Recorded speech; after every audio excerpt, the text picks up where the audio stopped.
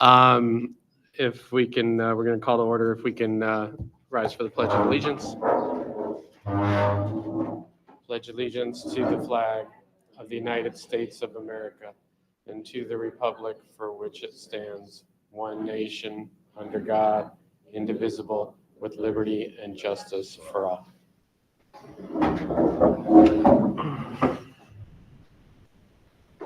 Okay. I just want to welcome everybody back. I hope everyone had a good spring break and trying to get back into the swing of things. So we're just going to get right to it. We've got a lot to cover, and just would like to start with the minutes from the last meeting. I'll move to approve the minutes as written. Okay. And Second. great. All in favor? Aye. I forgot to say before I go on, Jamie is on Zoom, so we'll be hearing from that. You just heard her say aye. Thanks, Jamie. And I know we have a couple staff also on Zoom, so thanks for being here. I think it's Connor and Sarah, right? Yep. All right. So that passes. I think we had an adjustment to the agenda. Yeah, just that we won't have 7.1. We're going to postpone that to, I think, next month. And so we're going to go right to 7.2 when we get to that staff report. Great. Thank you. Let's go straight into public session. If anyone is here wants to speak to what's on the agenda, budget, anything like that, if anyone wants to come up to the mic. Question, are you taking public comments on the budget in the public forum? Yeah, I would also take, yep. So that'll be part Yeah, because that's part of the agenda. So if you have a comment, Rue, come on up. Oh, okay. Of course.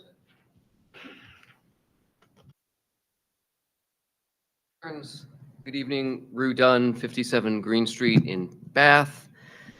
Parents of a Morse grad and a rising Morse freshman who's incredibly eager to be over here in the big house. At the last meeting, several of us pled for the retention of foreign language in middle school. That mandate from parents does not appear to have been answered, and middle school foreign language appears to still be cut in the FY26 budget. Despite our kids' belief, Latin for me did not start with the Praenesta. But French was in the classroom, driven by 33 RPM records and a lot of giggly conversation. Later at age 20, I boldly mangled my way through a job abroad. The result included a confident instruction to lower the third black strawberry. But I could do so because foreign language began in middle school. Our eldest achieved the main certificate of biliteracy here at Morse because he had teachers in middle school dedicated to foreign language. Our youngest, already planning all 4 of her years at Morse, has French down in every year because she started foreign language in middle school. RSU1 is committed to the principle that we teach to the student because every child has different needs at every stage of their education journey. We have CPP to keep in school students who might never otherwise be able. We have pull-out programs for advanced learners. We connect students with UMaine Early College. We have Bath Tech, AP, Honors, and all of the others. And we must have foreign language in middle school. Now, RSU1 is a $44 million business. We can argue, and I will win any debate proving the overwhelming value of public instruction. But you identified in a previous meeting that foreign language in middle school costs a little bit less than 0.5%. That's it, 0.5. And my broken record is that public education is the silver bullet for a strong American workforce. In Bath, in RSU1, we teach to every child's need because we're not a community that excludes children because their families are fishermen and not accountants, are doctors and not machinists, are shipbuilders or not aerospace engineers, artists and not nurses, or because they look different or love different, sound different, or are from away. So despite attacks that there may be on Maine from the federal government, and there's this guy attempting to hide from the rest of the world, which starts right over there, we always will be members of a global community. And while we in Maine may be attacked, they can't change, and we should not change our dedication to teach every day to every student. Thank you. Thank you, Rue. Anyone else for public session? Like to make a comment about the agenda or the budget? Okay. Hearing none then, we'll close public session and we'll move on to 7.0 staff report. So tonight we have the Woolwich Robotics Club, which is new, and it's funded through the Lincoln County grants that we received this year. And so we have our advisors here, Steve Shea, Dave Lapointe, and we also have Addie Lapointe, Gwen Lapointe, and Ben Forrester here. So if you guys want to come up to the mic here, and we look forward to hearing about what you guys are doing this year.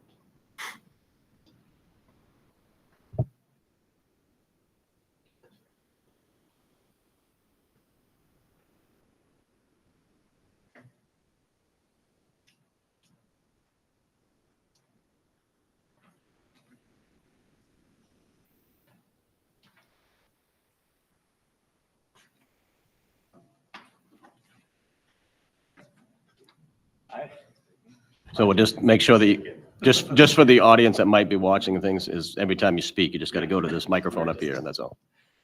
We're just laughing at each other. All right. So yes, this was the first year that Woolwich had a robotics club. It was an interest that came from students who did it during the summer, last summer. We borrowed some inspiration from Bath Middle School, as they have a robotics club as well, but we tailored it to the needs of our kids. We were able to run from about January to April. We did about 4 or 5 projects. They took a couple of weeks each. There were little mini competitions that we did within the school. And the kids have a couple of the demonstrations of those products from our competition. So can you guys explain yours and what we were doing? So our robot can draw. So normally we would have this marker, which would be attached up here with rubber bands, but since we don't have paper, we can't really draw. But right now it is programmed to draw circles, and it is also programmed to move the marker up and down so that it can draw without just using one line.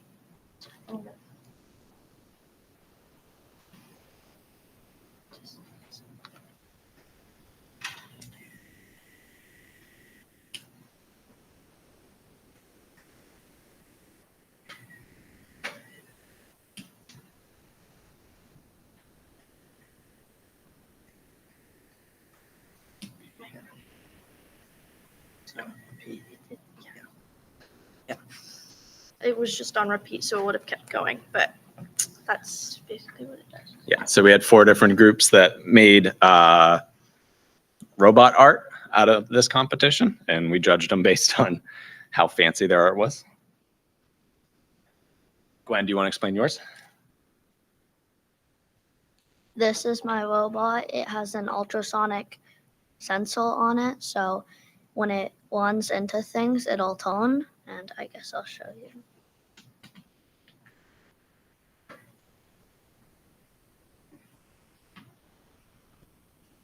And it'll just go on forever and ever until it dies. So we had 10 to 12 kids join this year, and most sessions we had 10 show up. And it's a combination of programming the computers and the building. So a lot of times it was people, usually they were in teams. And as it turned out, usually one person rather be on the computer, one person rather do the building. But yeah, we had all sorts of things where they had to throw things, or we had obstacle course, or we had drag races in the gym, but lots of different projects. It was fun. We appreciate the grant that came from. Where did the grant come from? I had to bring my sticky note. It comes from the Mid-Coast Part 2 Health Lincoln Health Community Improvement Fund. Okay. So thank you to them. I'm very grateful for them, but I had to write that one down. That's great. Sounds wonderful. Questions from the board or comments? Go ahead. So I have a question about the first robot. Did you say the arm can go up and down? Yes, it can. So if you put something sharp on it and you put a piece of paper in it, could you do something like Braille to have like help somebody read something if they wanted some instructions? You could. That'd be kind of cool if you could make like Braille additions to signs around the school, just in case we had someone who understood how to read Braille, or just if people were interested in learning. I guess Braille is kind of like another language, so maybe it would be like a choice of another language to learn or something. Thanks. I think it's great. Wonderful job. Go ahead, Kurt. Question for Addie. Have you ever thought about making one of those out of wood? It's a Lego robot. It wouldn't be a Lego robot if I made it out of wood. How tricky was the coding part and learning that for the first time? Because that is another language to figure out. So I did Scratch. Okay, I did Scratch in what grade was it? It was like third or fourth during COVID. And then I also did a robotics camp during the summer with Ben. And the coding between Scratch and the Lego robots is very similar, but it's blocks instead of using like Python or something. And so the blocks do simple commands and you can attach them together to make it form more complex things. That's great. Any other questions? It sounds like you, so did you, did you intend to come up with something that was to make it right? Like, is that when you came up with competitions, was it, we want something that can go fast, or we want something that can write, or we want, I mean, how did you decide that on your own, or was that part of the curriculum? I think that was like, we decided that on our own, and it Oh, was cool. just judged on like how good it looked and like how hard it was to That must have been fun to come up with those ideas and then figure out how you could program it. That's great. Would you do this again next year if they could do it again? Yeah, definitely. Okay. The only problem is that I do track, and that kind of conflicts with robotics. Right. But I There's think- always scheduling conflicts. Yes. Yeah, I mean, for what it's worth, the biggest investment was in the kits for the products. And just the timeline put us a little later in the year. We think we can start earlier, get a little bit more involvement, and avoid some of the other conflicts, schedule conflicts that the kids have. Because the kits can be reused, right? You Yeah. get things taken apart, put back together. So now that you have the kits. Yeah. You can, Yeah, okay. it's a long-term asset for the school as well. Oh, that's great. Yep. Excellent. I Yeah, have a go ahead. question. How did you decide on your designs? Is there like a book that says you can do this or this, or was it just all in your head? And can I look close at it? Yes, I can bring it up. So the app that we're using to program it does have instructions for different robots, but we did specialize that robot for drawing. So it's based off of a robot made from the instructions, but we also added our own components.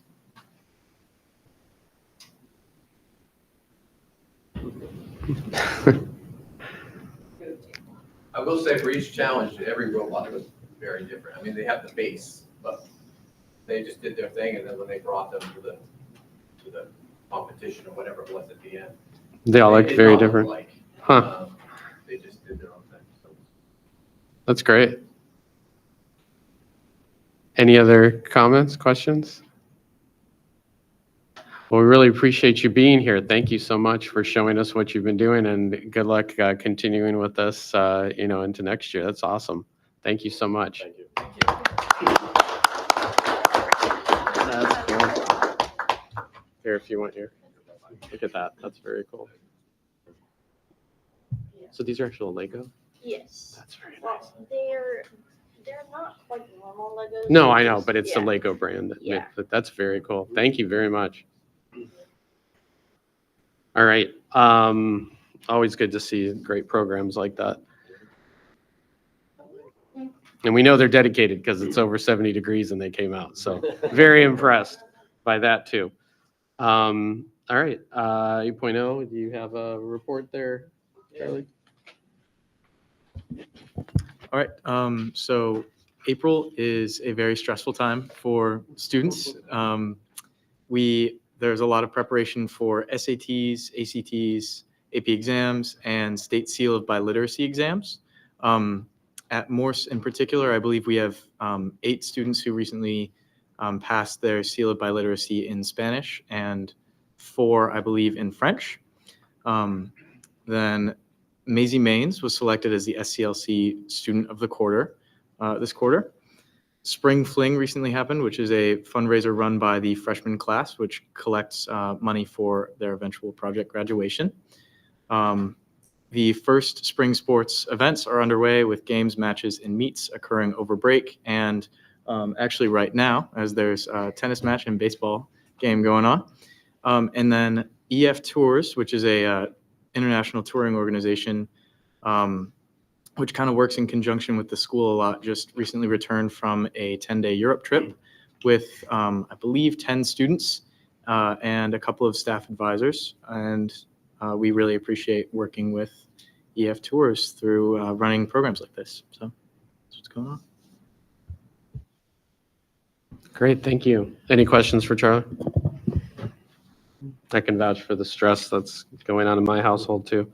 Regarding this, it gets wet Saturday morning, right? SATs. Yeah. Yeah. Yeah. Okay. Let's see. 9.0 superintendent's report. Patrick. Often I focus on the high school, so I'm trying to spread the wealth here on some of these things. But Woolwich students from District 3 music programs in grades 6, 7, and 8 who were selected did a full-day rehearsal at Brunswick Junior High School recently, which included band, chorus, and jazz band. And Helen Rogers, Paige Bowen represented Woolwich in band, and Nathaniel Doak in jazz band. And they worked for over 5 hours during the day and then played in front of a couple hundred people in the evening. So congratulations to them. And then you saw also in Jason's report, some Woolwich Middle School students had the opportunity to attend the Hardy Girls Conference hosted by Colby College. And topics for that day were just general leadership, self-esteem, advocacy, resiliency, health, and wellness. Battle of the Books, congratulations to all the teams that participated. I think we had close to 110, 120 students that were there. It was the biggest that we've had in a long time from across the district, but also we have West Bath and Georgetown join us as well. So a great evening, and the students did a great job. Dyke Newell, I think Jen McKay dressed up as a cow, and you may have seen that video, but in the Moo Cow video, I'm excited to announce that over 100 videos were submitted from all over the country, and part of the Discovery Dairy Challenge, and the Dyke Newell second grade submission was selected as the winner. So if you haven't seen the video, we'll make sure we share it with you. So, and we do that cow adoption project as part of our second grade class. So that's how we were involved. Bath Middle School Spring Fling Dance. I know Paige was a little nervous about that, and Connor, but I think we had 200 students, active students at a dance, and it went superbly well. So we're hosting Space Day this Friday. There'll be over 20 guest speakers at Bath Middle School, including an astronaut. And then the sixth grade Reed House recently hosted their I think it's an annual military appreciation breakfast at the Legion, and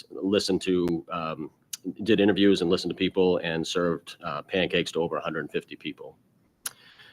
Here at the high school, Bath Tech and Morse had a financial fitness fair and also a career fair. And celebrations of learning, I think that's at the end of your board packet, but ones to pay attention to is May 30th at BMS, the Celebration of Learning. You can stop by at any point during the day, and June 13th at Phippsburg. And then last thing is this parent-teacher conferences. We always say they are well attended, which they are for the most part. But I think it was Mr. Berkowitz that actually put it in his report. I just kind of wanted to repeat this because I thought it was a good quote. It was great to see so many parents and guardians in the building, both listening and sharing. Educating students is a team sport, and it takes a team effort on the part of the school and the home to help students learn and grow. And that's why we do them twice a year and try to get as many people in as we can. And that's all I have. Great, that's awesome. Yeah, Jen? Is it okay just to make a few more mentions of some board reports that we have, kind of along the same lines of what Patrick just spoke Yeah, about? sure, go ahead. So appreciation to our community. I just want to thank that. I noticed in the Woolwich Board report that there were community support for donations and purchasing bake sales to help fund the talent show. Thank you to the Woolwich community for that. I also read that the Saginaw Sheriff's Department continues to help do a law enforcement programming at Woolwich Central, and I want to thank the Sheriff's Department for that as well. And then it looked like a really long list of wonderful people that have come from our community to talk to students about their professions, and it was in the BRTC report, and it just shows how the community really supports what we're doing here and takes time out of their own busy schedules and busy businesses to do that. So I think that's really great, and I just wanted to thank all community members. And then I just had one question on the Morse report. It's wonderful that we go to other different schools and have our kids experience that. I was wondering if we've ever invited Hyde to Morse. I know that our kids go to Hyde, and I was wondering if there's any opportunity that lends itself easy for that. So that program that I talked about in there with Hyde, they're actually on break, so we're not going to experience them or their faculty at all. We're just using their facilities. So, and we haven't overlapped a lot with Hyde, although there has been some talk with Bath Tech very recently about considering that, but on the Morse side, not so much. There used to be really great pickup basketball games back in 1976 when they had a conflict between the two places and they were trying to encourage a better community. And I don't think that is existing any longer these days. But I do find, because I went there myself, I find that there's a disconnect. It's because it's a different organization and everything. And I love that kids get to go, at least to be on campus. And I was just thinking how wonderful it would be to have those random pickup basketball games again. And it's just another exposure for the kids. So if it ever happens. Yeah, thanks. sure. Yeah, sure. Sorry to interject. One quick thing to mention is there's actually a shocking amount of attendance of Hyde students at Morse games at McMahon Field, and a little bit vice versa. I mean, it's just local, but there's definitely a couple of groups of students who like to go back and forth. Oh, wonderful. Yeah. Great. Okay, let's go with the financial report. Deb?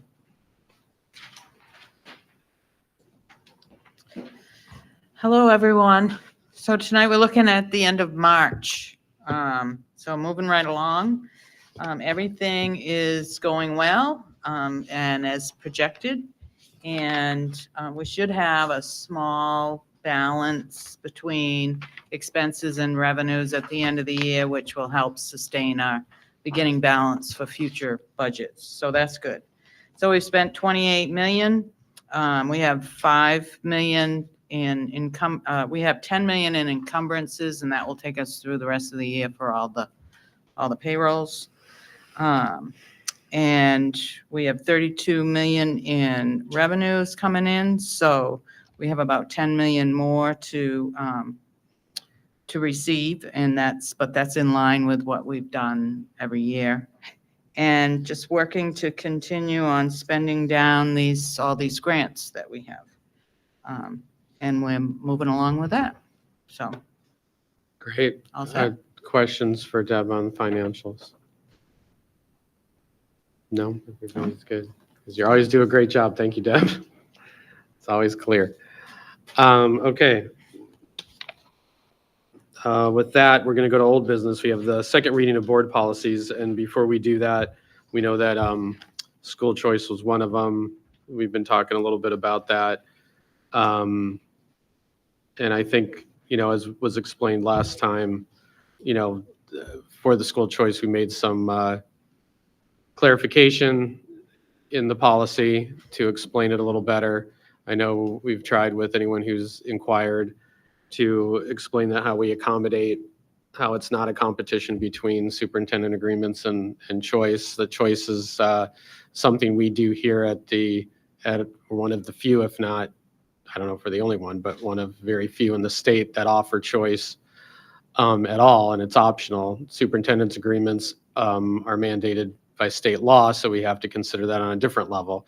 So it's kind of apples and oranges with that. But what the principals, and you're all the ones who deal with it, and Patrick talks to you about it, and with the requests, I'll have to manage. Can it be managed? Can people make the choice because it works better for them, or if a superintendent agreement is coming in?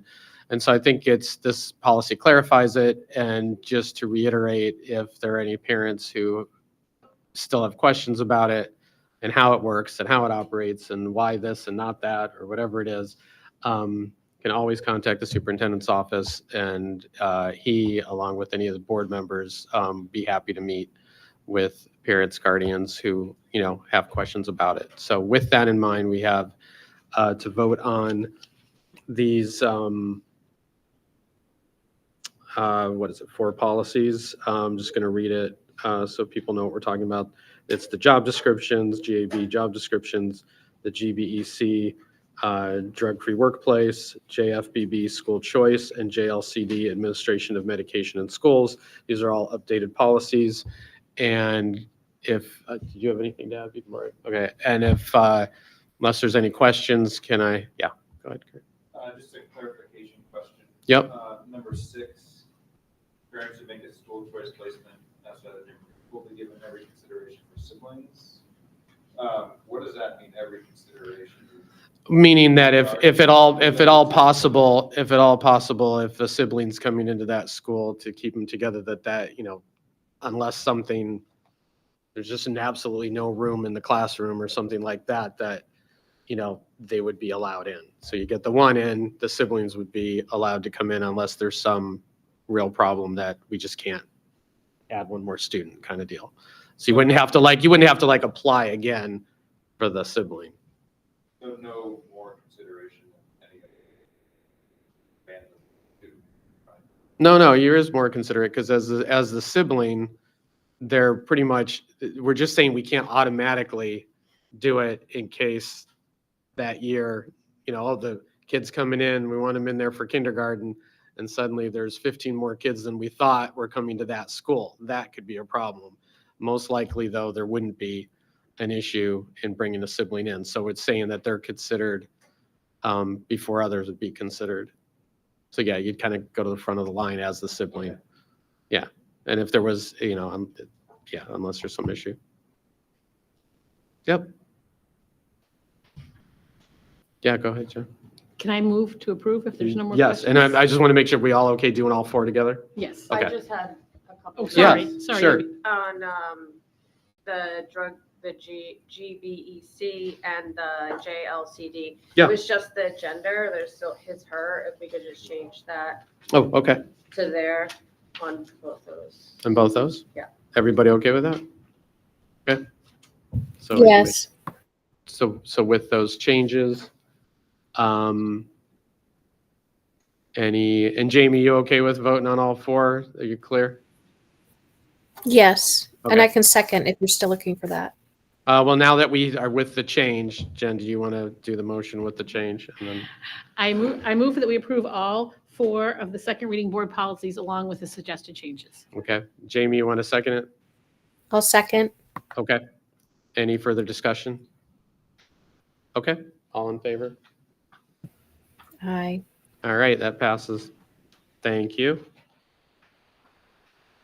Okay, moving forward. Now we're at the budget public forum section here. How do you want to approach? You want to start, and then I think because it was brought up. Yeah. So the one that all of you board members have, and it was in the back for the members of the public as well, was reduction of 50,000 from the last time that we had a draft of the budget. And so it brings it down to 5.80% local contribution, and then total expenses 3.75. And then for the towns, percentage increase is negative 3.53 for Rouseck, 5.79 for Bath, Phippsburg 5.05, and Woolwich 7.79. And then there was also a handout in the back that Deb did based on a $300,000 home, what the amount would be, just to give people an idea of what it would be when it comes to dollars. So that's, the Finance Committee met, and that was a one possibility, suggestion. We have with the staff that are being nominated tonight, Deb made those adjustments based on retirements, resignations, and then hiring new people or nominating new people this evening. So she's made those adjustments, which allowed us to do that. But also we had budgeted around 10% for health insurance, and health insurance came in at 12.8. So it was that was a little higher too, but we were able, with those modifications that we made around salary and benefits, we were able to not increase the budget as a result of that. And then for the board, at your table tonight, the Finance Committee also talked about foreign language. And so you also have another copy with you that has an additional 200,000 over to the right in yellow. You can see that. And so obviously that makes the percentages higher. But that's on the 50,000 reduction. Right, it is on the $50,000 reduction. Initial, Yep, right. No, it's still 200. I think it's still 200 over. Well, it's 150 over the original. Last time you saw it, it's 150 over. But that's why I'm saying it. Can I see the original? Which one do you want? I didn't grab that. I just want to see that here. So this, because the version that's in the back is actually 50,000 less than the last time we had it. So then the one in yellow, that's 200,000, is 200,000 over that. But you're right, Jen, it's 150 over the last one. So the percentages are similar, but it shows how there's an increase. So because there was conversation about foreign language, and I think we believe that in order to do middle level foreign language and give it its credit, so to speak, and do it well for students, that $200,000 roughly represents what we have now, a teacher at Woolwich and a teacher at BMS. But again, that just gives you a flavor for what that would do to the budget. That would be two positions, right? Right. And then, I'm not trying to be confusing here. I just thought I would say it all and then we can answer questions. But then Deb also, today just ran something that would be an additional, say, 90,000, which would, again, that would be approximate one foreign language teacher, which right now is not in that budget. But it would be an additional 90,000, and that would mean that the person in that position would need to be shared, which isn't ideal. The principals can talk to that tonight if you have questions, but right now it's exposure, it's some vocabulary, some culture. I'm not trying to minimize it. I'm just trying to say that we only have so much time with foreign language now, the way it's set up. And if we go with one person, you could argue that that's better than nothing. Right. But at the same time, that's why we wanted to give you a couple different scenarios. If the board was interested in seeing, we just thought you might be interested in seeing what foreign language would I'm look going to like. pass it out. We just got it. Yeah. I know you're looking for it. Yeah. And Jamie, I'm texting it to you right now. Thank you. So I just took a picture of it. I think you can read it. So this is the 90. I think so. I think there's 9. So this would mean, you want to pass that down? So the 90 would mean, Can you see it, Yeah. Charlie? Yeah. Okay, I didn't know how many copies I just started sending down. That the 90, so the way Jen was looking at it too, so the 90 is over the 50. So just forget the 200 for a second. If we kept one position, it's 90, which then if you went back to that original stuff you saw, it's actually what, would be 40 and more additional, right? So it's keeping the one position. So there's a couple ways to look at it. As Patrick had said, is it worth having when we have to split between two schools? Could make it work. Is it, you could say, no, it's not because we want to do it a certain way, or you could say this is the way you hold on to the program until you can reinstitute a second position coming back in later. And, it's worth it for that and other reasons. So it's always good to have all the numbers, what it means, what the factors are when we're making this kind of decision. Does that make sense? Yeah, go ahead. Just if I'm reading this correctly. Yeah. Look at the page that has the highlight of $200,000. Right. And I understand that that's actually with other reductions in it, but that number on that sheet, that $200,000 increase, if I'm looking at numbers correctly, it's a 1% increase for Woolwich. Over which number? 25, 26, like Oh, that right. 8.79. Yep, that's a 1%. Yes, correct. Okay, so a $200,000 expense Increases a increases percent for Woolwich. a whole percent for Woolwich. Okay, Right. I just wanted to make sure and understand. No, you're reading that correctly. That's Great. That's right. Yes. And the proposed $90,000 one would be a 0.45%. So that's not a whole, that's a half a Yeah, percent. almost 0.5%. Right, which makes sense because it's half the expense, like, half. Exactly, right. You know, Just about, yeah, right. okay. And that's pretty much how it affects everybody else too, right? Pretty close. Yeah, Bath's almost about 1%. Yeah. And about that, and is the same percentage increase if you did the 90,000. So yeah. And this also, Deb, this includes the cost for the new percentage for benefit for health insurance, right? That's Yeah. factored in. Okay. That's factored in because that's what she factored in when she was able to finalize salaries plus then and factor all that in, right? That's where that 50,000 savings came in. Oh, okay. Yeah, that's right. You were getting better rates, right? Yeah. Yeah. Does that make sense? Or And it's a labor increase, so I went back and I looked at the 324-25 back sheet to our budget, and I added up the percentage increase from 24-25 to 25-26, and it looks like that last page, it looks like that between salary and benefits, the increase to the budget is $1.8 million. Just from between last year and this year, just the salaries and benefits, if you add them together. Does that sound about right, Deb? Yeah. $1.8 million Right. increase. That's just comparing the 2 years, right? Right. Okay. yeah, because Thank that's you. where the contracts, it's the new contract and then the medical increase. Yeah. So all that together, so people aren't further confused. The reason Deb was able to come back with then a 50,000 decrease was when we finally got the actual medical increase, because we were like, oh, it's 10%. Oh, it's going to be up to 18%. Oh, now it's 12.5%.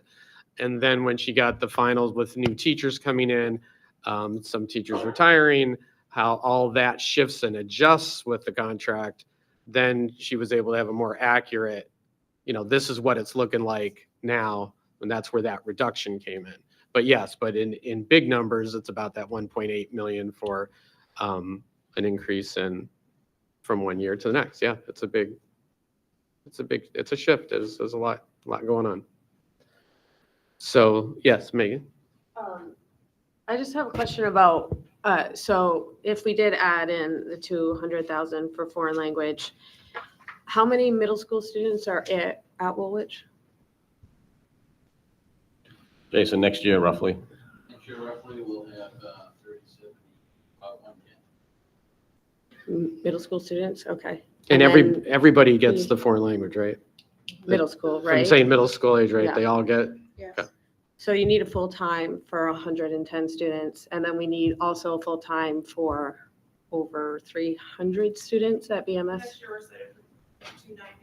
Okay. but it's all the students or that's at certain points, right? They don't take it, do they not take it all year? How's it designed again? It would be by like trimester. Trimesters, okay. So you get it for one trimester? Okay. So what does Woolwich get? It's fewer days, it's all year long, but only twice a week. Oh, instead of a regular thing for a trimester, it's just spread out. And depending on if we only have one, then I'd have to limit the number of students that would get it because it wouldn't be 6, 7, and 8. We'd have to start to adjust that with just one. So if there was one being split, Or could there be a half-time person at Woolwich that's foreign language and a full-time person at BMS? Since Woolwich has about half the students, so they're getting the same experience. I think that might be possible. It depends on the schedule at Woolwich as well. And then also, sometimes it's hard to find I a know. Yeah, one it's point. hard, yeah, A one yeah, yeah. point. So like, is there a plan? Like, I think currently the current world language teacher is moving to ELA. Is that correct at Woolwich? Yes. Yeah. So would that person want to stay in world language or are they wanting to go to ELA? I guess those are the thoughts I have. Yeah, I mean, I think. I don't think that would impact your decision on whether we have. Right.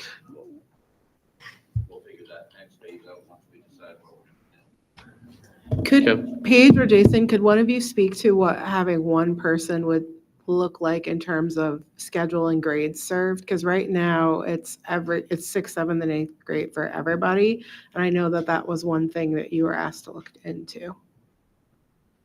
Want me to come down? Yeah, if you could both come up and just talk about that, just so as the board considers the $90,000 option, they understand the difference in the level of service kids would get. Yep, so for us at Woolwich, if we only had one person, we would at best be able to do 7th and 8th grade probably once, maybe twice a week. But it really would limit our ability and how much we could provide. So we would have to reduce. It wouldn't be to the original question with 2, it would be 6th, 7th, and 8th grade, all the students. We'd have to cut back on the grades. And frequency would just then depend on how it would fit into the schedule to be able to do that. But probably it would not be every day.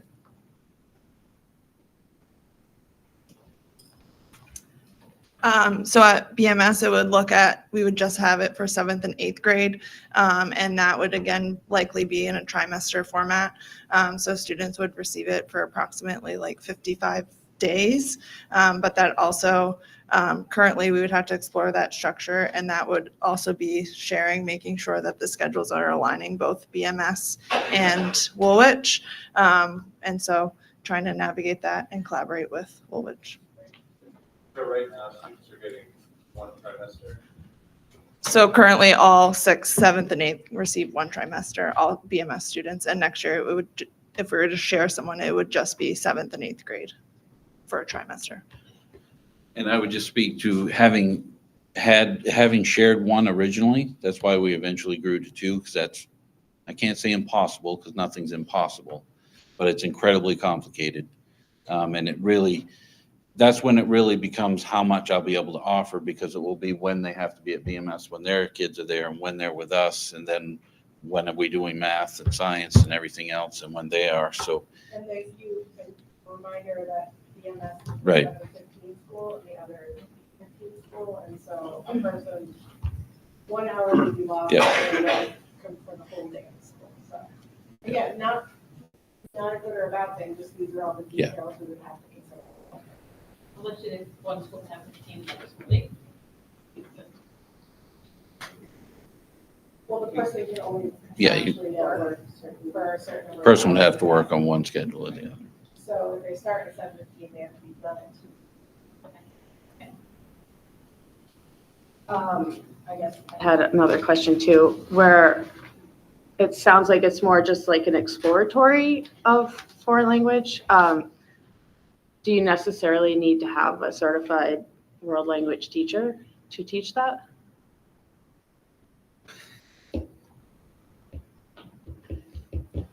And if we're worried about, I guess, because I keep comparing what Woolwich gets, making sure Woolwich gets everything that Bath gets.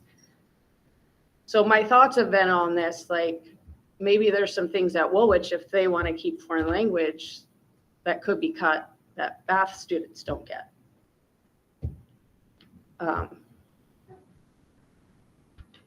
Not to be a Debbie Downer, but a boat building program maybe that Bath students never get to experience. I'm not sure how much Woolwich pays for that or how much I'm paying for Woolwich students to experience it. For what? The boat building program. Oh, the boat building, right. These are just thoughts I've had when I hear Jen's concerns about how Woolwich is constantly getting an increase and nobody else is. And I don't feel that same way, I guess, looking at the history of at the bottom of our sheet. But if we really are concerned about the people who live in Woolwich. But on the same, I'm not saying I want these things to happen. I also haven't heard from any Woolwich residents in a negative way about this budget or who are for cutting foreign language. Or I've been told it should be world language and not foreign language. Yes. World language. Yes. Oh, is that, okay. Mm-hmm. To answer the one question, I mean, Sorry, I went on a tangent there. That's fine. No, that's fine. We would like to have a certified teacher. Yes, Yeah. always. And- It's always best. I'm always Yeah. a proponent for a certified educator, especially in school libraries. You should have a certified librarian running those. I'm just trying to play devil's advocate Yeah, for no, some of that's- the things that have been brought up. Jennifer, go ahead. It's a good question, Megan. And so would a certified Ed Tech 3 be less expensive? I mean, along the lines you're asking about, like not having a teacher, but having an Ed Tech, as we've done in some other places, what do you think about that approach, or if it would be available? I don't know. I mean, I'm for keeping foreign language with certified teachers, but yeah, I don't know. Ed techs get asked to do a lot for very little pay. I just think if we're going to do it well, we need a certified Yeah. teacher. Okay. I mean, I don't know if you remember, if some of you may not remember this, but, and this may even been before my time at Phippsburg, or when I was at Phippsburg a long, long time ago, that I think this district tried some online with some supervision by ed techs, and again, nothing against the ed techs that were doing that, but it was self-directed, and it was just I don't know that it worked. It was the best Yeah. situation. I mean, our top choice would be a certified teacher. And I guess I wasn't really thinking more ed techs. I was just thinking, I didn't know if maybe there's a half-time employee already at Woolwich that would like to become like a certified teacher that would like to, you start having to do multiple responsibilities. Sometimes it works and sometimes it doesn't. All good questions. I just think this one's a little unique. So we've been able to have teachers do a little bit of intervention or teach something different when it's fit well for us. It's just hard on this one. Yeah, it's kind of, I don't know, what's that? A needle in the haystack to find a situation that works well. Lou, can I just pop in real quick here? I just think it's really important to state publicly that we've received emails from parents who are in support of keeping the world language, not only due to the exposure of world language, but also because of this particular teacher and the way that they invest in students through, going to sporting events. And I think that's really important for the middle school level, especially. I think my concern is that there are so many unknowns right now with things that are happening at the state level, federal level, that I would just, I I don't know that I have a strong feeling which way to go just yet.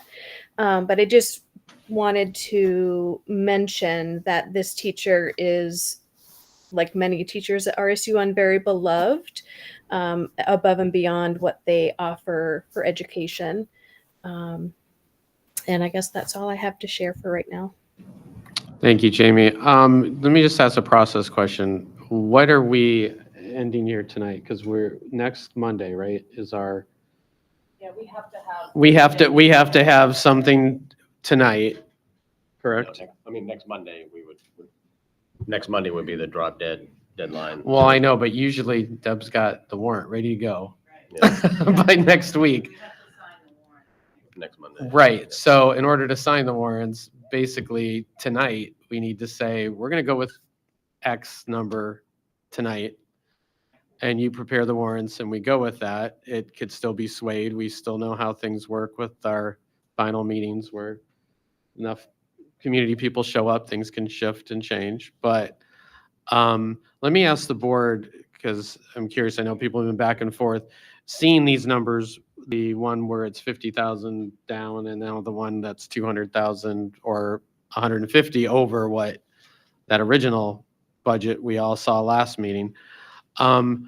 How are you all feeling about the percentages? Are you feeling like we're in a decent range? Are you feeling like, we should just include world language and be done with it?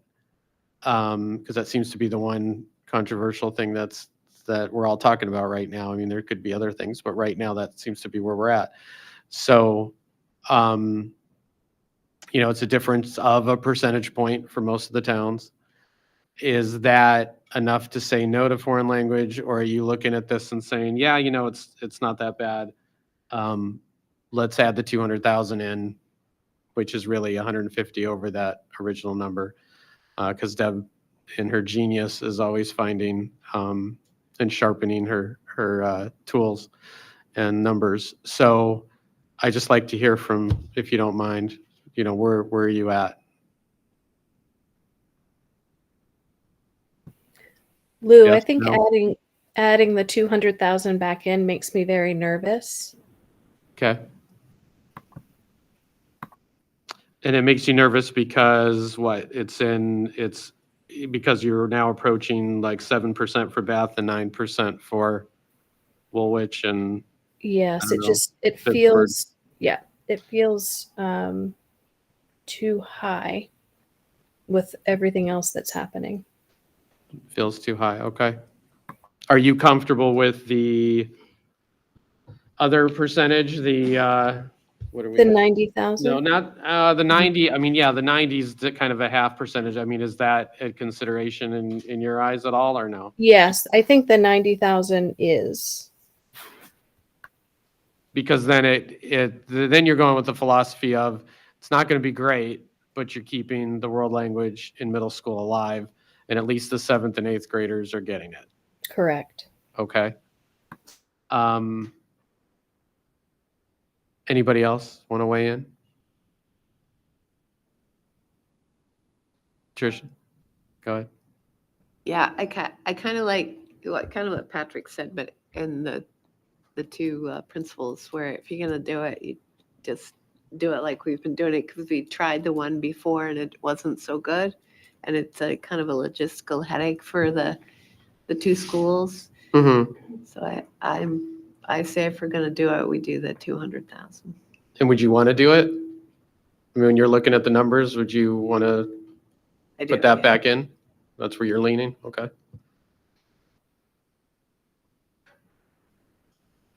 Go ahead, Jen. What are you thinking? Oh, surprise, surprise.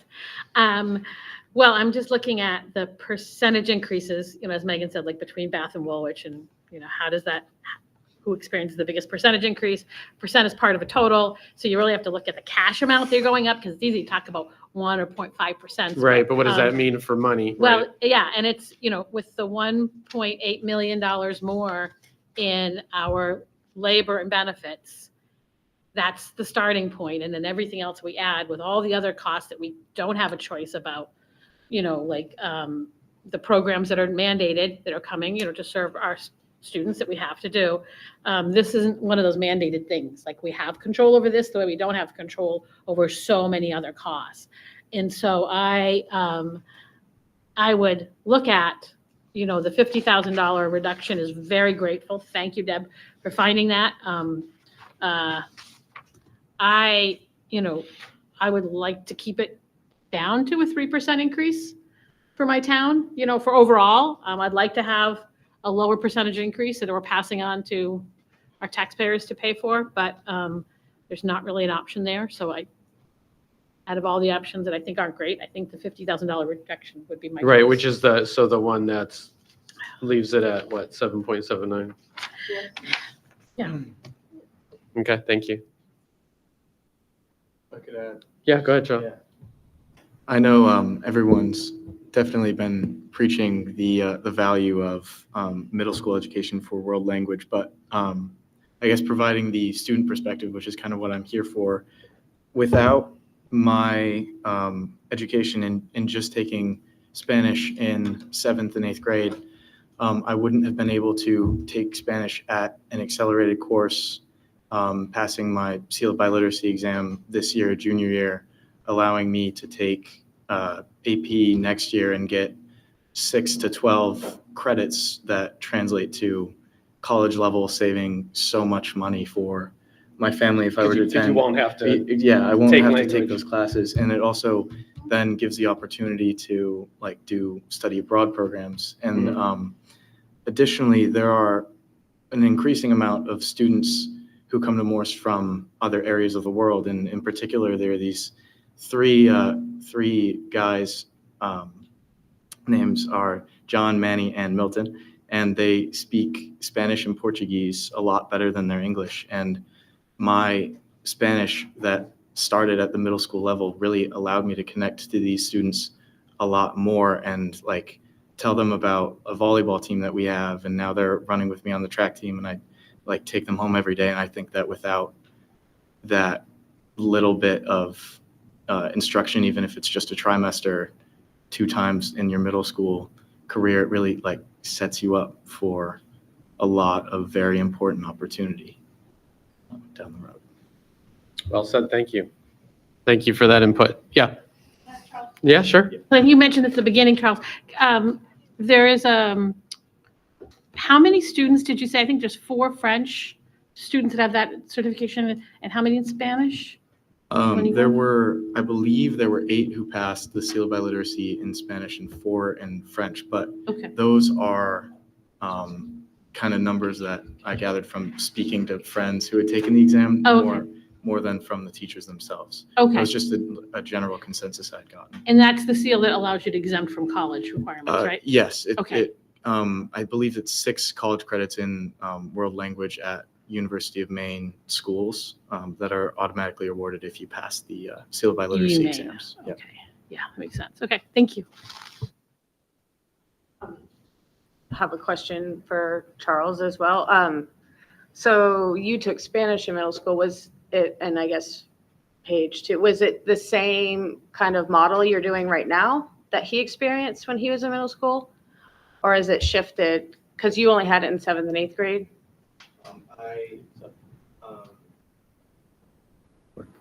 So I had French my 6th grade year, and then my 7th and 8th grade years, it was a transition to Spanish. And then since then, it's transitioned back to French, I believe. Which I understand, because it's based on what the teacher knows and is experienced in. Okay, so it was the same kind of program? Yeah. Similar. Yeah.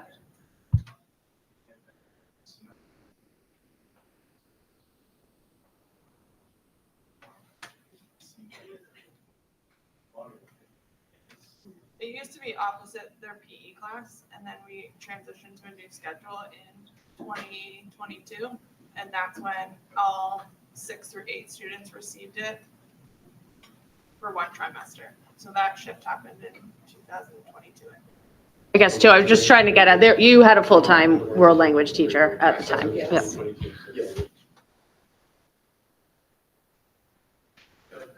So Good. maybe this is a question for Charles or Eric. So I was mentioned that you might not be able to take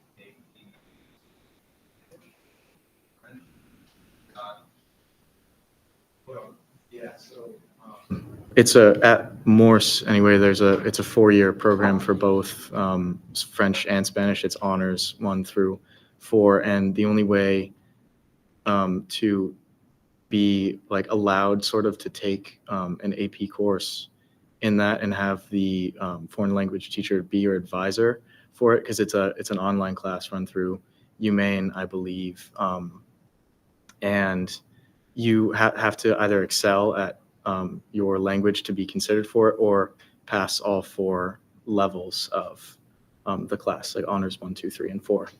And personally, I skipped 1. I did honors 1 and 2, and I skipped 3, and I went up to 4, and then so I have another year to do AP.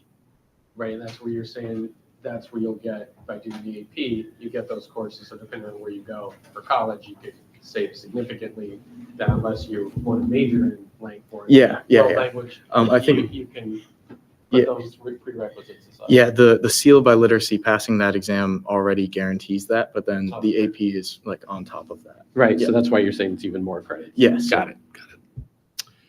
I think Charles did a great job on all that. We don't have necessarily an AP course for Spanish or French, but students do, like Charles, do choose to self-study along with it and have an advisor, or to do the AP for me, which is through the University of Maine system for our world language APs. We do have clarification that we have 9 this year that passed the AP, the seal by literacy, which is a little bit smaller of a number than we've had in the past. It fluctuates a bit, keeping in mind that some people who are students already have gained it in the past, seal by literacy. So, Hey, Eric, can you answer one question for me? Yeah. How many students come up here their freshman year taking a French 2 or Spanish 2 because of their middle school experience? Do you know that? I wouldn't be able to come up with that number. It would be a small number, though. I think that would choose. It'd be single digits. Yeah. So that was actually my question, and why I wanted you to come up here is if you could just, because I don't know the answer to this either, specifically explain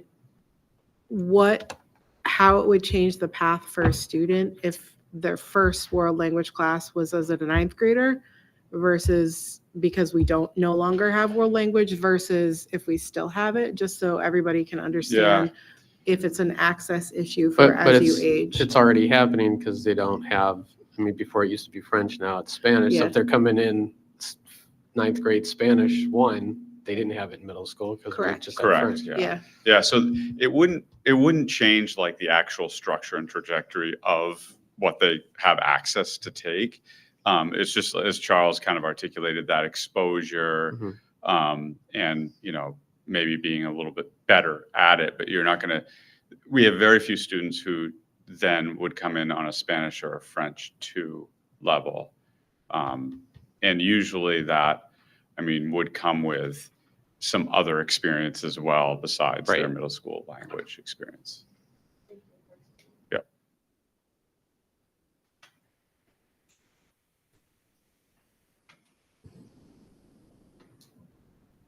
Thanks, Charles. Did you have some? No. I don't know. I'm not forcing you to do anything. Does anyone else want to speak to where they're at, or? Where are you at? That's a good question. Before the meeting, I was pretty much thinking to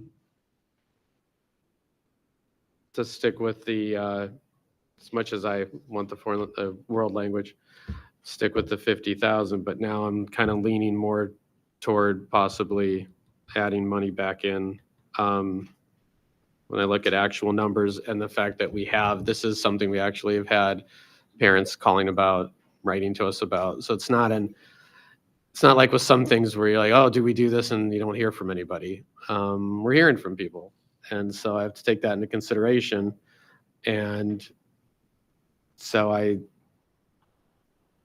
literally this afternoon, I was like, yeah, I think it's a tough call. I don't want to do it, but we'll have to, we'll go with this 50,000. But now I'm thinking keeping it alive, hearing from Charles, hearing from parents and other folks.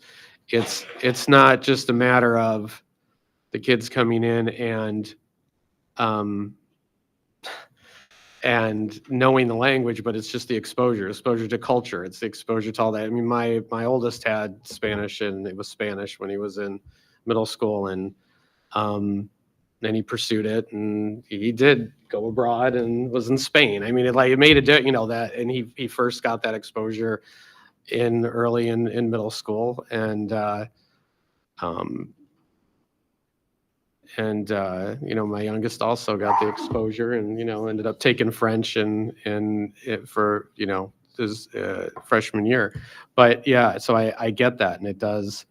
I think there's something to be said for any kind of exposure is good exposure to language, and we all know that science tells us, right? The earlier the better when it comes to language, and we really should be starting it in elementary school. But we don't have the money for that. So do we dare to get rid of it now? I understand, everything's a cost, and every little thing we put back in is raising it. And if it's too much, the community votes it down, and we go back and we change it. I mean, that's really what we're up against. We're going to put something out there. The community can tell us, great job, and vote for it, or they can say, you guys are out of your minds and you need to go back.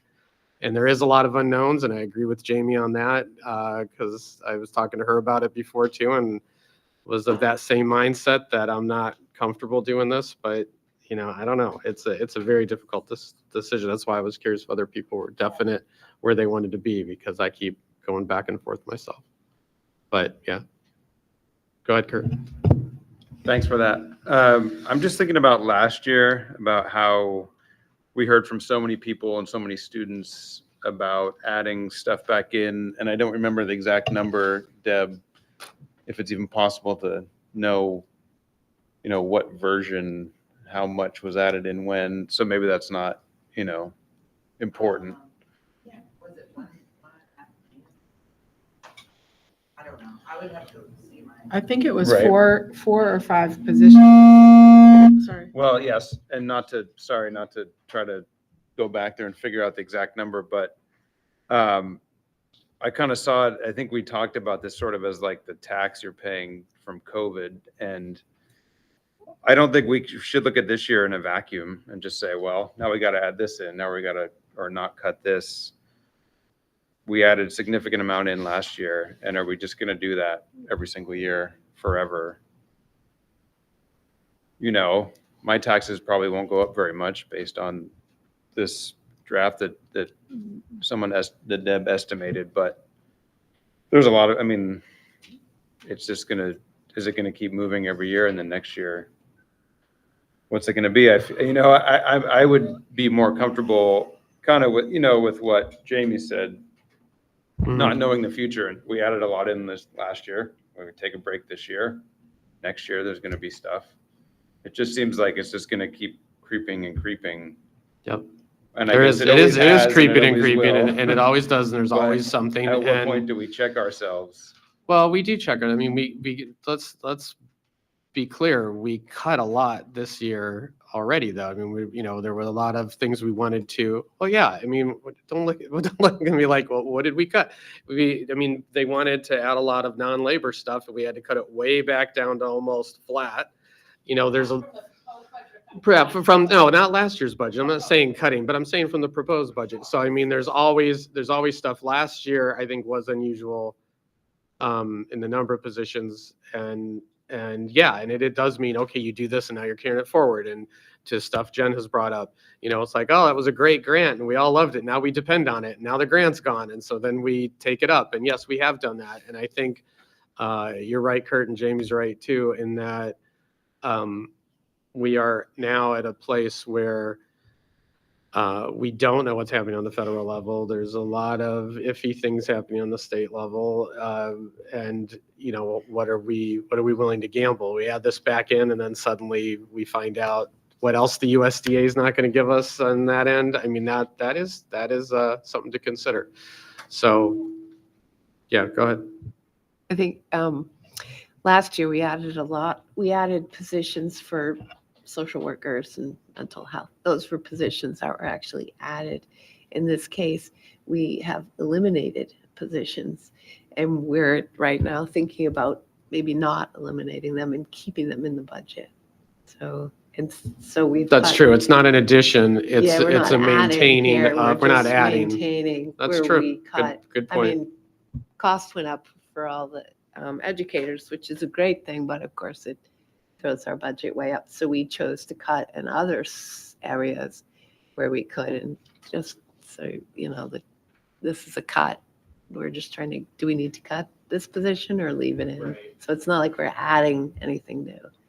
That's true. That's well said. Deb, did you want to say I something? just wanted to point out on the diagram that shows the amount for a $300,000 home is the education portion only. The people are also facing what the towns do and what the county does. Right. So that's just. That's just the percentage of, And it's just an estimate based upon what we have here. right. Okay. I just have a couple more. Yeah, go right ahead. This is the one that is with the staple packet, I guess the 50,000 less, is the one the finance committee is recommending that we move forward with.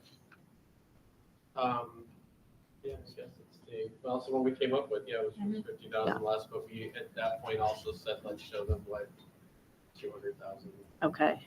But that was the one that eliminated positions, Okay. or that position. And then if you did have to do one position shared with the schools, are they able to do like one day at one school and have that school's hours and then work at one day at another school and have that school's hours? Or do they strictly have to be either Oh, you mean 7:15 to 2:15 or? That makes it even harder. Okay. Usually when we split, we do a morning and an afternoon. Yeah. Because that's actually a lot easier than doing full days. Basically schedule wise only, Correct. right? Yeah. And then I was just wondering if we had are there any high school world language teachers here that had any thoughts?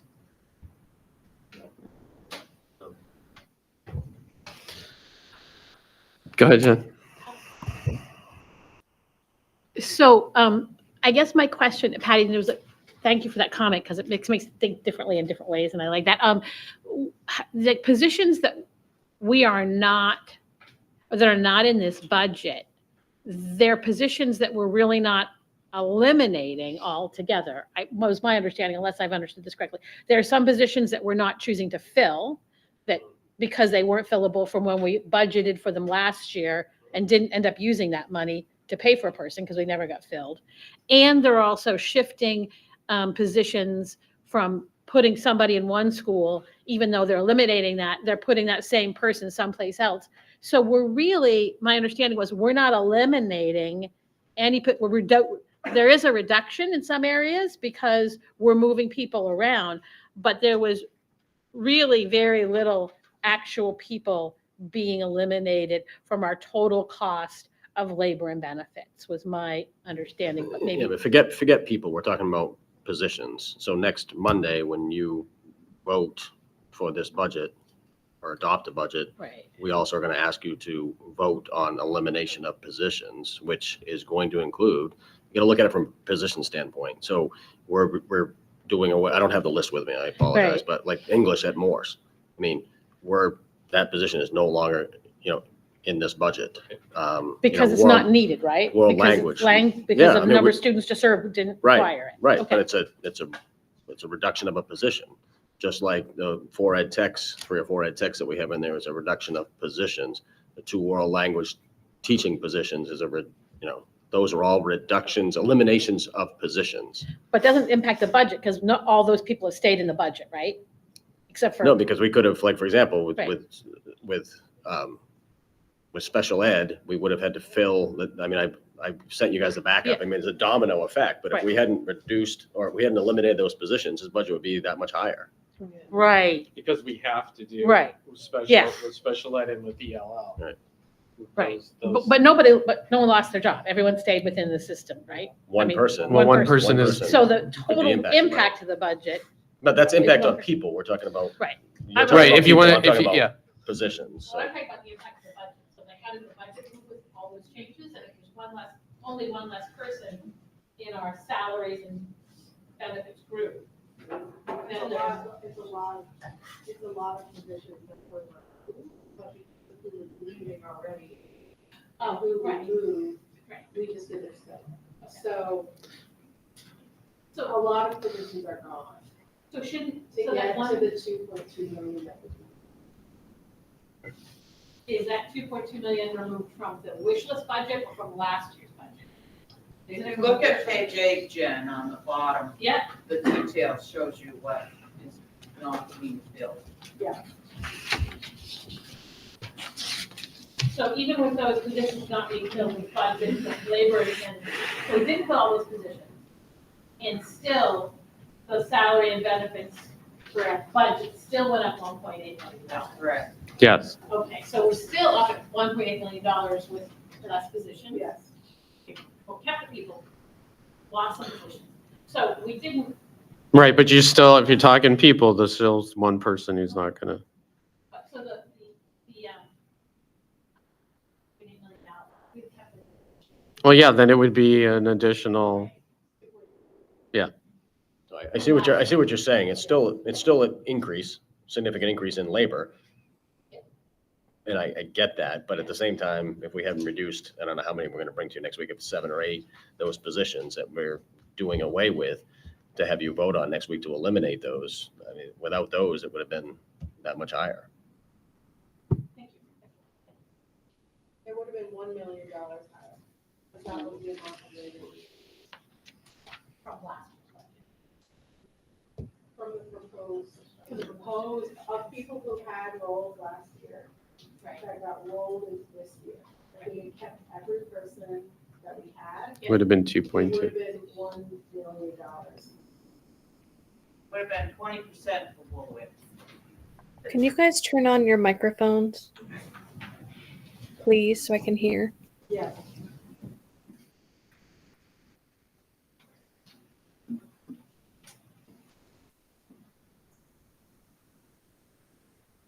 I guess I was just still trying to think of like, this thing of, our budget and benefits cost, even with all those wonderful cuts, still went up $1.8 million. And we don't think about making $1.8 million of cuts anywhere. Like we don't, one part of our budget went way up and we're not trying to, we're trying to mitigate those impacts to students, and we're not asking for trying to save that 1.8 million, or split it, so it's a less of a percentage increase or anything like that. We can't really get close to that, I don't think. And the other thing is just, I guess I take this position and I think about my fiduciary responsibility, my financial responsibility to everyone, we don't hear from people who are working, who aren't parents or kids, because they're not as part of this process as kids and parents are, and I get that, and staff, so that's who we hear a lot from, and there should be. But there's a lot more people out there in our communities that aren't parents and teachers and staff and kids, and this is something that everybody pays for, and I try to think of it as a whole communities, and how that impacts those people that don't have a voice and that are. They have a voice though if they vote. If that really is a voice for them, and if they do, Patty, because I'll tell you, Well, they have to choose to vote. yeah, well, and also it's really confusing to this process. I'll tell you, when we had this vote of town cost in the gym of the school, and when a taxpayer had to say, Jenny, why are you costing me more money? And Jenny had to stand up and say, this is why. There was a lot of participation and a lot of voting and a lot of impact. As you get further and further away from the process, you understand less and less of it. So yes, they can vote, you're right. It's not much of a voice. Let me ask, because I know we could be here all night. What we need to make a decision as a board, what we are willing to go with next week, knowing as we put it out there, if we don't vote back in the world language, certainly the community can come out for it. So I guess, is there any, I see three things sitting here. So you got the budget as proposed, what came out of the finance committee. You have an additional 90, or you have an additional 200,000. Does anyone want to make a motion for any of those three and see where the voting goes? Lou, Because that's where, yeah, Jamie. I'd like to make a motion to go with the recommendation of the Finance Committee. Okay, I second that. you'll second that? Okay. Any further discussion before we vote on that? That's it's the one that's stapled with all the pages. Okay, is everyone clear on where we're voting on? I'm sorry, that's me. Yeah, I guess Kurt. the only comment I would make that if I vote to recommend that, then I would feel comfortable recommending that, and then next week, if there's public interest in changing that, then obviously I would support that as well. Okay, that's fair. Any other questions before we vote? Okay, so just so everyone's clear, this is we're voting on the 50,000 reduction over the last time this came out of the finance committee, and it does eliminate the world language right now. All those in favor of this particular budget? Aye. So Jamie, 1, 2, 3, 4, so that's 5, and then all opposed and 2 opposed. So it does pass, and that's where we are then going into next week when we come back in for what our final, for the warrant, where we have to make a final decision. So Deb, what happens if next week we come back and people change their minds? We'd probably have to have a special meeting because we'd have to change. You'd have to change the warrant. I mean, we can do it, but it would be, logistically, you'd have to deal with some stuff, right? Okay. Just want everyone to be clear that that's when we need to make a decision. And just because we have the warrant, doesn't mean it has to be that if everyone changes their mind or something else comes up, but that's when we'd make that decision. And then after that, depending on what it is, that's when the public has an opportunity. What date is that one? Do you remember? I don't know where. That's end of May or something, right? What? May 27th, when then folks can come back and rally if that's something they'd want to do to make any changes in each of the things. I appreciate everyone's candor, honesty. This is very difficult. It's always difficult when we have to cut something. These are difficult times because of a lot of unknowns, and I don't like it, but it's kind of where we are.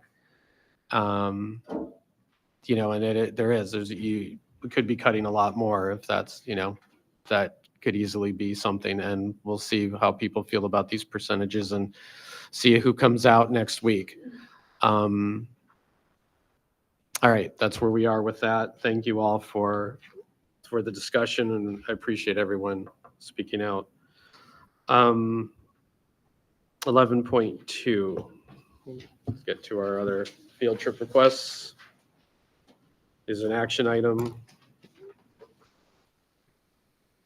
I move to approve All three. yes. Okay. Second by Anita. Thank you. All in favor? Oh, wait, you have a question? I want to say a big shout out to say thank you for adding in the main learning results objectives on these. It's really nice to see those, and adding in where the funding comes for them. I just want to say, I know there's a lot going on. I just want to thank everyone for putting that in. It's nice to see that. Thank you. Thank you. 11 we have to vote on it. All in favor? Okay. Jamie, you Yes. good? Thank you. 11.3 personnel items. Go ahead, Pat. Yeah, just a few resignations. Jamaica White, SSP teacher at Bath Middle School. Like to thank her for 3 years of service as a ed tech and teacher in the district. Miranda Clark, social studies teacher at Bath Middle School. Thank her for 2 years of service to RSU1. And Caitlin O'Donnell, who is an interventionist at Phippsburg, for being with us this year. And then retirements, Eileen Roulard, ed tech, Fisher Mitchell, and would like to thank her for 37 years of service to the That's great. district. Yeah. Okay. And then I Personnel items? can move on to nominations. Yep. So it's in your backup if I can find it. So first nomination, I'll just go through these quickly and see if you have any questions or anything. I can't find it. You get it? What for what? The backup? Yeah, Of the, I think you have them I right have it here right? someplace. Thank you. There's Yeah, one. thanks. Thanks. Is that all of them? Yep. Okay. So first one, pleased to nominate Karen Brackett for our special education director for the district. We had 4 applications, interviewed 2, had quite a committee, 12 people, I think, were on the committee. And you can see her education and experience. She's been in RSU 40 for 25 years, but she's been the director for the last 19 years in RSU 40, which is Waldoboro. So we're pleased to have someone with her experience and professionalism joining us. So that's the first nomination. I'll just go through each one if that's okay with you. Yep. Next one is Audra Zarin, who is a speech pathologist. And you can see there, I mean, this is a tough position to fill. We had 1 application, interviewed 1 person, and luckily we were happy with the 1 person that we received. You can see the education, very qualified and experienced for this position. And next one is kindergarten teacher, Chelsea Riva at Phippsburg Elementary School, 7 applications, interviewed 3 people. And you can see she's been at Georgetown before and also at West Bath School. Then math teacher at Morse High School. You probably recognize the name. Kelsey Ortiz is returning to us, which is wonderful. You can see the number of applications and people we've interviewed, and you can see her background and history. And second grade teacher at Dyke Newell, Ashley Bluen. We had 8 applications, interviewed 4 people, and she's coming from the Central Maine area. Well, actually, Margaret Murphy at last position. Before that, Freeport. And then grade 3 for Phippsburg, we had 7 applications, interviewed 3, and we're pleased to nominate Clinton Pike, who's currently in Wiscasset. Before that, you can see he's been in Argentina, Montana, Oregon, I think Idaho. So he's been around a lot of different places and has taught at the elementary level, mostly in 5th grade. So those are the nominations for this evening, and that will be the bulk of them. We'll have a few more coming to you probably in May and June, but. Great. Any questions? May I have a motion? Yes, I'll move the nominations. Okay. Move to approve the nominations, right? Yeah, got it. There you go. I move I to know, approve the it's- nominations. It's getting late. I'm sorry. Go ahead. I second the move to approve. Okay, there you go. Any discussion? Okay, all those in favor? Jamie? Yes. Yes. Thank you. All right, that passes. And then 11.5, approval of probationary teachers. Yeah, this is something the board is required to do every year, and it's probationary 1 teachers to 2 and probationary 2 to continuing contract, because Maine, they used to be 2-year period, then it went to 3, now it's back to 2. So we have the list here for you that says the names of the people and their positions, and I also gave you backup about our expectations for observations, evaluations, and also goal setting and all that goes through this process that we take very seriously. So this is the list. Again, the top one is probationary 1 to 2, and then the bottom one, which is a little bit less, is probationary 2 to continuing contract. Okay, any questions? Patrick, did you say that we had got additional information with this about observations? I mean, in the past you have, but did I miss something? In with the this? backup, last Friday, I just put in Okay. there on 11.5, just again, that what we do for the process, and it's also on our website too. Yeah, So. okay. Okay, we have a motion. I just question, just. Yeah, sure. sure. So we just heard about a teacher being here for 37 years, which is such a wonderful commitment. And thank you so much for all those years of commitment. When we think about promoting a teacher to a continuing contract, just think about this, that's potentially, that teacher might be with us for another 37 years if we're lucky, if it's great, and that works out really well. But it's a long commitment that we make. And I'm glad that the observation process and that it's a really multi-tiered kind of discussion or participation when it goes to making such a long-term commitment to somebody for our community. So just that background with it. Great, may I have a motion? We still have to vote on it, folks. All right, I make a motion to approve the probationary 2 and continuing contract staff. Great, thank you. Have a second? Kurt seconds it. Any further discussion? All right, all in favor? Yes. Thank you, Jamie. All right, that passes. So then we are at 12.0 board goals. Jennifer, do you want to address that? Unless Katie can help out with any extra background, but I think that the pre-K 5 programming presentation that we saw today for the robotics helped us meet that goal. Great. Thank you. So now 13.0. So now we have to move into executive session pursuant to employment of officials, appointees, employees, which I need a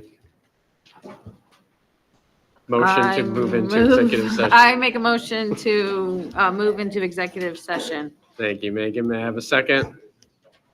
Second by Anita. All in favor? Let's see if we can stay. Yeah, see, because of folks, because there's nothing else after this, so. And Lou, I can't stay for this part, right? Because I'm virtual.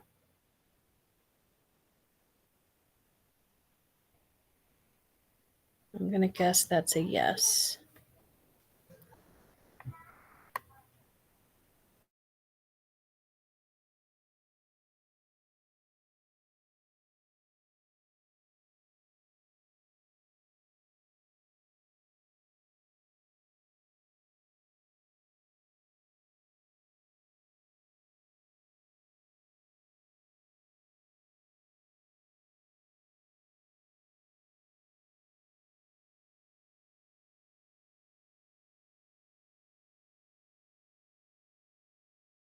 Thank you.